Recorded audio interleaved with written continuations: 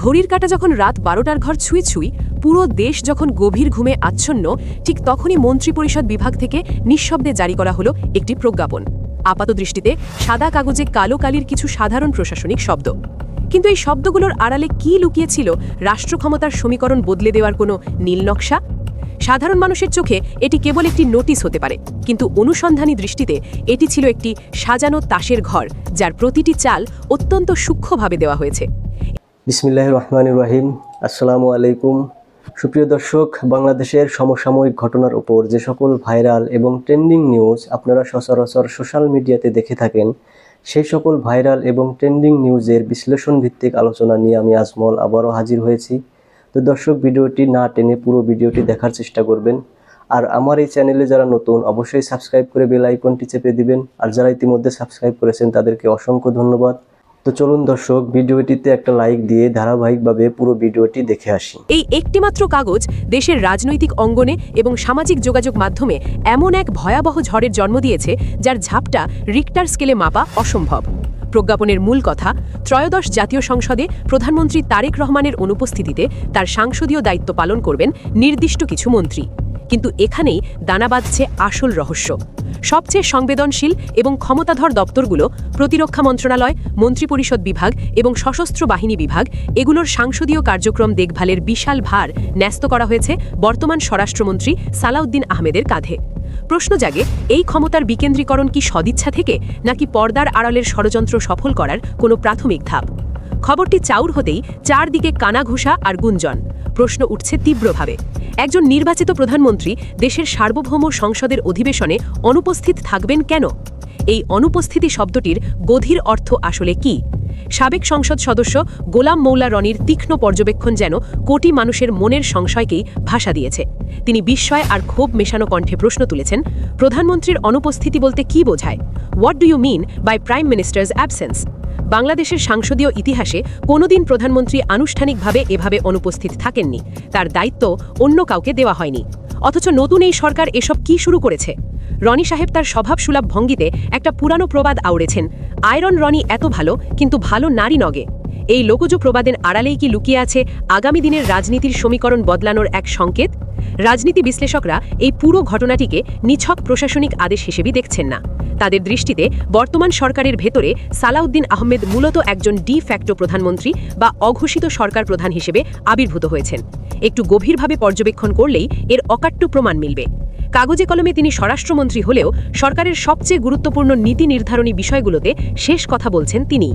এই যে জুলাই জাতীয় সনদ এবং গণভোট নিয়ে এত বড় আইনি বিতর্ক চলছে, যা মূলত আইন মন্ত্রণালয়ের একচ্ছত্র এখতিয়ারভুক্ত বিষয়, সেখানেও সরকারের হয়ে মূল বয়ানটি দিচ্ছেন এই সালাউদ্দিন আহমেদ। দর্শক, ক্ষমতার এই জটিল অঙ্ক এবং পর্দার আড়ালের অন্ধকার কাহিনীগুলো আপনাদের সামনে তুলে ধরতে আমাদের টিম দিনরাত কাজ করে যাচ্ছে। এই ইনভেস্টিগেটিভ ডকুড্রামার পরবর্তী অংশে আমরা ফাঁস করব কিভাবে একজন মন্ত্রীর হাতে রাষ্ট্রের সমস্ত কলকাঠি চলে যাচ্ছে। এই চাঞ্চল্যকর তথ্যগুলো মিস করতে না চাইলে এখনই আমাদের channel news BD live subscribe করুন এবং বেল আইকনটি চেপে রাখুন। সত্য উন্মোচনের এই লড়াইয়ে আপনারাই আমাদের শক্তি। এমনকি নবনির্বাচিত সংসদের শপথ গ্রহণ না করার পেছনে যে মূল কারিগর, তিনিও নাকি এই শক্তিশালী মন্ত্রী। তাকে দেখলেই মনে হয় তিনি এখন আইন, তিনি স্বরাষ্ট্র এবং তিনি সরকারের অলিখিত নীতি নির্ধারক। কিন্তু একজন মানুষ কিভাবে এত দ্রুত ক্ষমতার শীর্ষে আরোহণ করলেন? এটি কি কেবল তার মেধা, নাকি এর পেছনে রয়েছে কোনো বড় মাস্টার মাইন্ডের অদৃশ্য হাত? সালাউদ্দিন আহমেদ এই অসীম ক্ষমতা এবং দায়িত্বগুলো এমনি বা কেবল কারো দয়ায় পাননি। তার রাজনৈতিক এবং প্রশাসনিক প্রোফাইল অত্যন্ত ভারী। তিনি একজন সাবেক বিসিএস ক্যাডার আমলা, সাবেক প্রতিমন্ত্রী এবং অত্যন্ত ঝানু একজন রাজনীতিবিদ। শুধু তাই নয়, আইনাঙ্গনে এবং সংবিধানের মার পেঁচেও তার মেধার বিশাল দখল রয়েছে। কিন্তু দর্শক, আজ সবচেয়ে বড় এবং ভয়ের প্রশ্নটি হলো, তার এই অসামান্য মেধা, প্রশাসনিক দক্ষতা এবং বর্তমান এই অসীম ক্ষমতা তিনি আসলে কার পক্ষে ব্যবহার করছেন? তিনি কি জনগণের পক্ষে কাজ করছেন, নাকি জনগণের আকাঙ্ক্ষার বিপক্ষে দাঁড়িয়ে সিস্টেমকে ম্যানিপুলেট করছেন? এই প্রশ্নটি আরও জোরালোভাবে সামনে এসেছে গণভোট ইস্যুটিতে তার সাম্প্রতিক ভূমিকার কারণে। যে জুলাই সনদের পক্ষে এদেশের প্রায় 70% মানুষ হ্যাঁ ভোট দিয়ে নিজেদের রায় স্পষ্ট করেছে, সেই বিশাল জনমতের বিরুদ্ধে গিয়ে তিনি যেভাবে আইনি মার পেঁচে পুরো বিষয়টিকে আটকে দেওয়ার চেষ্টা করছেন, তাতে তার মেধার প্রয়োগ নিয়ে জনমনে চরম হতাশা তৈরি হয়েছে। ক্ষমতার দম্ভ সাধারণ মানুষের অধিকার আর সংবাদপত্রের স্বাধীনতাকে পিষ্ট করছে। একজন সাবেক আমলা এবং ঝানু রাজনীতিবিদ হিসেবে সালাউদ্দিন আহমেদ হয়তো ভালো করেই জানেন রাষ্ট্রের কলকাঠি কিভাবে নাড়তে হয়।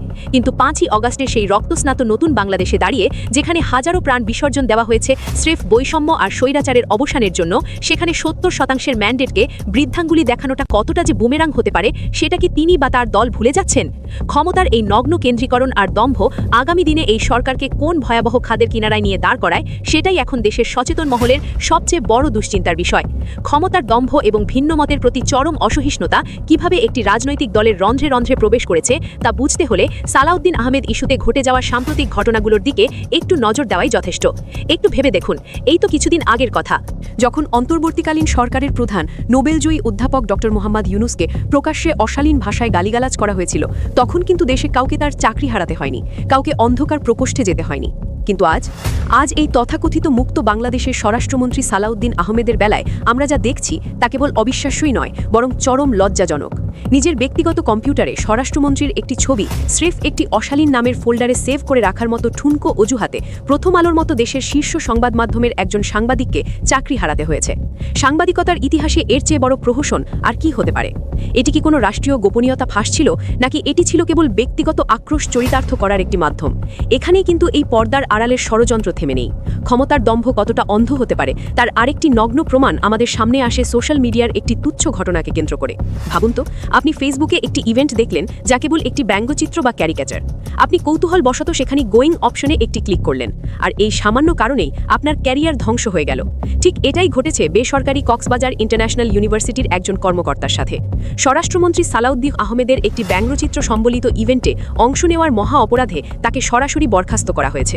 এই যে ক্ষমতার এমন পাশবিক অপব্যবহার, এটি কি স্রেফ বিচ্ছিন্ন কোনো ঘটনা, নাকি এটি একটি সাজানো নীল নকশা যার লক্ষ্য হলো পুরো জাতির মুখে কুলু পেটে দেওয়া? অনেকেই প্রশ্ন করেন, এই যে ক্ষমতার নগ্ন প্রদর্শন, এটা কি বর্তমান রাজনৈতিক দলটির জন্য নতুন কোনো বিষয়? ইতিহাস কিন্তু অন্য কথা বলে। আজ থেকে প্রায় 16 বছর আগে 2010 সালের একটি ঘটনার কথা স্মরণ করলে বিষয়টি জলের মতো পরিষ্কার হয়ে যাবে। তখন ক্ষমতায় ছিল অন্য দল, কিন্তু আচরণের কোনো পরিবর্তন কি আমরা দেখেছিলাম? 16 বছর আগে বেগম খালেদা জিয়া তার ফেসবুকে একটি পোস্ট দিয়ে তৎকালীন সরকারের চরম দলীয়করণের তীব্র নিন্দা জানিয়েছিলেন। সেই পোস্টের নিচে একজন সাধারণ সচেতন নাগরিক একটি কমেন্ট করেছিলেন, যা আজকের 2026 সালে এসেও এদেশের রাজনীতির জন্য এক অমোঘ এবং নির্মম সত্য। সেই নাগরিক লিখেছিলেন, ম্যাডাম, আপনারাও আগে একই কাজ করেছেন, মানে ঠিক আওয়ামী লীগের মতোই কাজ করেছেন, হয়তো আওয়ামী লীগ একটু বেশি করছে, এই আর কি। 15 বছর আগের সেই একটি সাধারণ কমেন্ট যেন পুরো বাংলাদেশের রাজনীতির সবচেয়ে বড় আয়না। এর সোজা মানে দাঁড়াচ্ছে, ক্ষমতার মোহে অন্ধ হওয়ার এই অসুখ অনেক পুরানো। বিএনপি অতীতেও একই পথে হেঁটেছিল এবং আজ ক্ষমতায় এসে তারা পুনরায় প্রমাণ করছে যে তারা সেই একই বৃত্তে বন্দী। পার্থক্য শুধু মাত্রায়। অতীতে হয়তো তারা একটু কম ভয়াবহ ছিল, আর এখন নিরঙ্কুশ ক্ষমতা পেয়ে তারা আরও বেশি বেপরোয়া হয়ে উঠেছে। ক্ষমতার এই তাসের ঘর কি তবে এভাবেই টিকে থাকবে? এটাই হলো এদেশের রাজনীতির সবচেয়ে নগ্ন এবং হতাশাজনক বাস্তবতা। ক্ষমতার এই গোলকধাঁধায় পা দিয়ে প্রতিটি রাজনৈতিক দল যেন একই মুদ্রার এপিঠ হয়ে যায়। আসলে বাংলাদেশের রাজনৈতিক ইতিহাস গভীরভাবে বিশ্লেষণ করলে একটি নির্মম সত্যই বারবার আমাদের সামনে এসে ধ্রুবতারার মতো দাঁড়ায়। এই হতভাগ্য দেশে ক্ষমতায় যেই আসে সেই মুহূর্তেই তার রূপ বদলে যায়। আমাদের লোকজ কথায় যেমন বলা হয়, যেই যায় লঙ্কায় সেই হয় রাবণ, আমাদের রাজনীতির ক্ষেত্রেও এটি ধ্রুব সত্য। স্বাধীনতার এই 54টি বছর পেরিয়ে এসে এতগুলো রক্তক্ষয়ী আন্দোলন, এতগুলো গণ অভ্যুত্থান এবং 5ই আগস্টের মতো একটি ঐতিহাসিক বিপ্লবের পরও এদেশের কোটি কোটি সাধারণ মানুষের বুকে আজ কেবল একটাই আক্ষেপ, একটাই দীর্ঘশ্বাস। আজ আমরা আপনাদের কাছে কেবল একটি সত্য তুলে ধরলাম, যে সত্যটি হয়তো অনেক বেশি তিক্ত, কিন্তু যা এড়িয়ে যাওয়ার কোনো উপায় নেই। ধন্যবাদ সুপ্রিয় দর্শক, এতক্ষণ কষ্ট করে আমার এই ভিডিওটি দেখার জন্য। ভিডিওটি ভালো লাগলে অবশ্যই লাইক, শেয়ার, কমেন্ট করে যাবেন। আর সকলেই সালাত নিজেও কায়েম করবেন এবং অপরকেও সালাত কায়েম করতে উৎসাহিত করবেন। সকলেই ভালো থাকবেন, সুস্থ থাকবেন। দেখা হবে পরবর্তী ভিডিওতে। আল্লাহ হাফেজ।